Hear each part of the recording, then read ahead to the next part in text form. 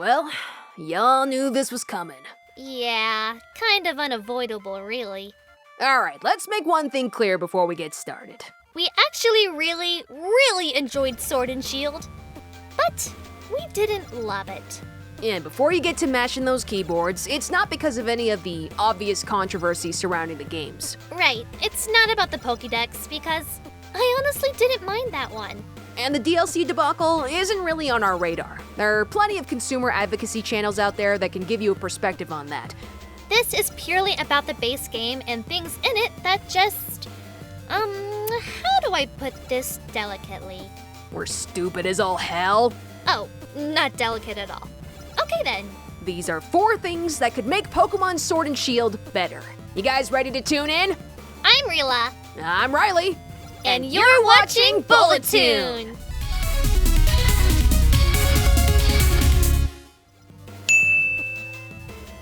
Let's start with one of the newest mechanics, max raid battles. And let's get something out of the way right off the bat. I have never liked raid bosses. They're not exciting, they're just dull. In other games, they're seldom a matter of player skill and fall more on numbers and raw power, which you can achieve through grinding. Sure, those are the worst examples, but the ones I've played have left a bad taste in my mouth. The raid battles in this are admittedly a lot more skillful in multiplayer. Unfortunately, single player is a different story entirely. The CPU partners you wind up with are left to, you guessed it, RNG! Riley's favorite. Look, if there is one thing I absolutely hate about Pokemon as a franchise, it's the RNG all over everything. It's just so irritating. Capture rates, encounter rates, move accuracy, escape rates, it's egregious as hell! While Sword and Shield didn't completely fix that problem, this was probably the best the series has ever been about it. So finding out that your CPU partners in raid battles was random, it didn't exactly feel great. It felt like a kick in the ass is how it felt. Your partners are crucial, especially at higher difficulties. Wobbuffet and Togepi are not things you want to see on your team. Naturally, almost none of the Pokemon they put on your team are all that bulky either. So the stupid power of the raid Pokemon will usually 1 or 2-shot them regardless. It's just frustrating as all hell. But we like to be positive around here. Contrary to how my sister makes it seem. So how do we fix this? Well, honestly, I'd say to start by making the CPU partners, how to put this? Not complete and total dumbasses with the combined defensive capability of wet tissue paper? Such a way with words. The funny part is that was the monetization-friendly version.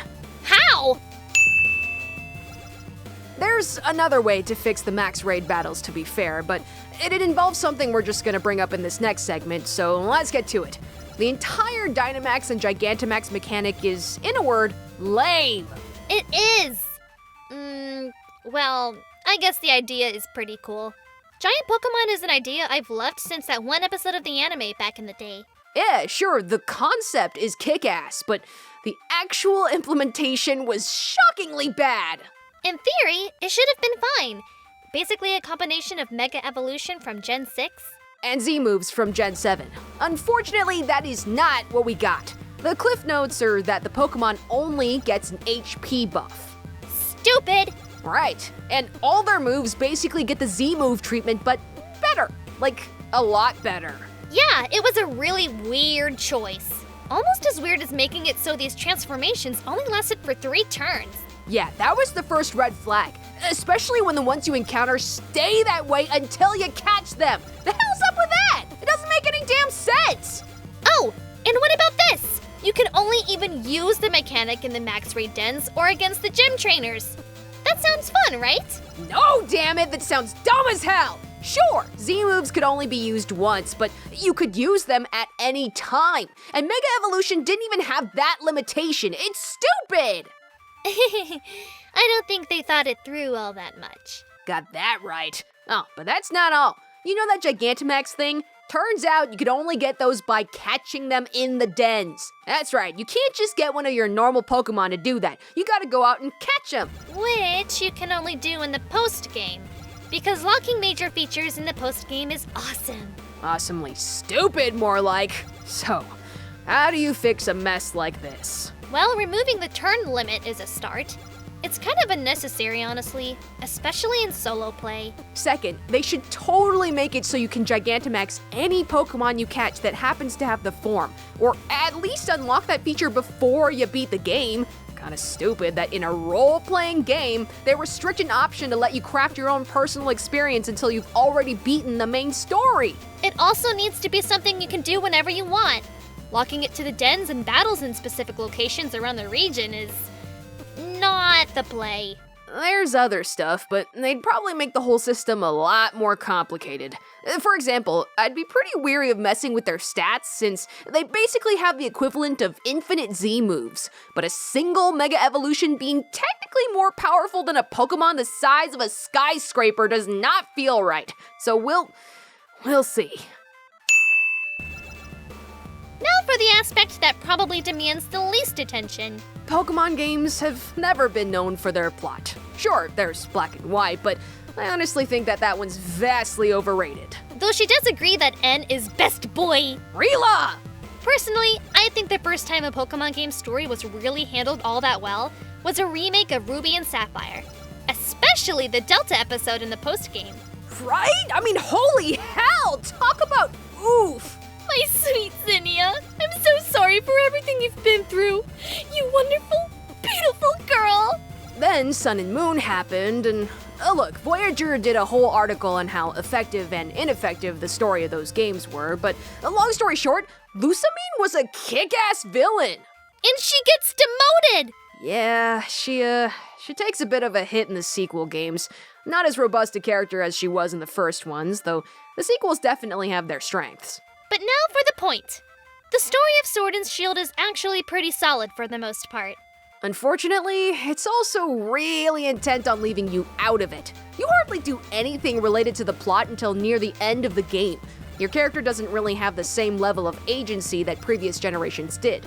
And they copied a lot of the mistakes from the Sun and Moon era in a way. The point of the story is basically to be sort of a tale of passing the torch, letting the younger generation take over for the previous one and lead the world into a bright new future. Unfortunately, it does that by having the adults basically shove you out of the story as much as possible until it becomes totally unavoidable. And that makes you feel like you're not participating in the story. Which is already a big danger since your character doesn't speak or have a personality. Seriously, Game Freak, dialogue trees. It's not a big resource drain, trust me on this. Riley wants every game to be a classic BioWare title. Because that'd be awesome! Anyway, the story is fine, but since you're barely involved in it, most of that story just feels like it's happening around you more than you're participating in it. The characters are all probably the most robust we've ever had, but you barely factor into anything at all until the end game. Shame, really. So, let's fix it.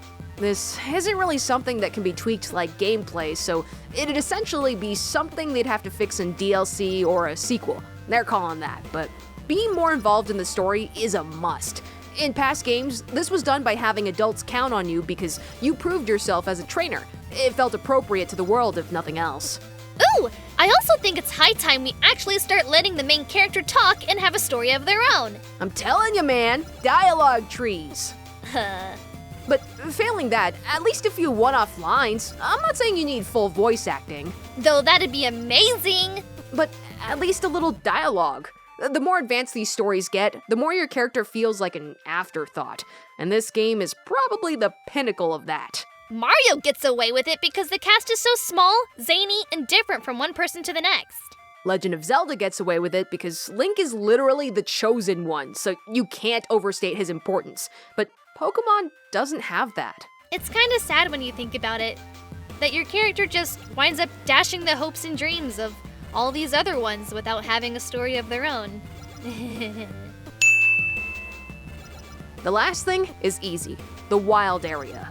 I love it. It's really fun. The idea of it is great, and it makes catching Pokemon a lot easier. Barring the weather system, which is just plain tedious. And why the hell is foggy weather locked into the post-game? Come on, man, I thought we were beyond this crap by now. Riley's angry. But there's a bigger issue. Yeah, The problem with the wild area is that there's not a lot to do. In practice, it's actually a great idea. The Pokemon Camp mechanic is a nice touch. Rila already said it makes catching Pokemon easier and also a lot more engaging. And there are a few neat minigames, but that's it. There are barely any trainers in it to battle, and I feel like there could have been some more interesting minigames than what we got. Sure, there's the max raid dens, but you already know how we feel about those. Unfortunately, I don't really know how I'd fix that. Riley?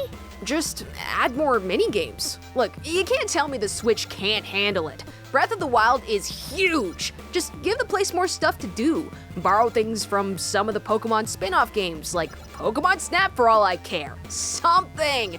And just so we're clear, give them a feel sort of like side quests. Maybe have an NPC that's trying to fill out a photo book and wants you to take pictures of Pokemon that show up in the overworld. It's really not difficult to think of stuff, so get on it! Chop chop! Sis is turning into a real slave driver. I heard that. Listen, we adore Pokemon, and the latest games in the main series were really a good time. But there are definitely things it could have done better. Which, to be fair, can be said of literally every game in the main series. That's not even debatable. Consider this a show of our love for it. After all, we wouldn't bother making this if we didn't like the game. Right, so what about you guys? What would you like to see in a future Pokemon game? I'd like Dialogue trees. Listen here, you smartass. I've always really wanted sort of a classic Tales-style JRPG following a party of 2 or 3 trainers and their Pokemon. Maybe give them a few Pokemon for story purposes, and then let them fill out the rest of their teams with Pokemon you're free to catch in the wild? That'd be amazing. Okay, that I'm not sure the Switch could handle. Aww, but... Anyway, let us know in the comments, and give that like button a zap while you're down there. If you liked the video, then share the video. And don't forget to subscribe. Ring that bell so you're notified whenever we upload a new video. Especially be looking forward to next time. Next episode, March of the Magical Girls begins! And we're kicking things off with my favorite anime, Kill la Kill. In the meantime, this has been Buuut. I'm Rila, signing off. I'm Riley, bowing out. Thanks so much for watching, everyone. Keep up the awesome, and Stay tuned.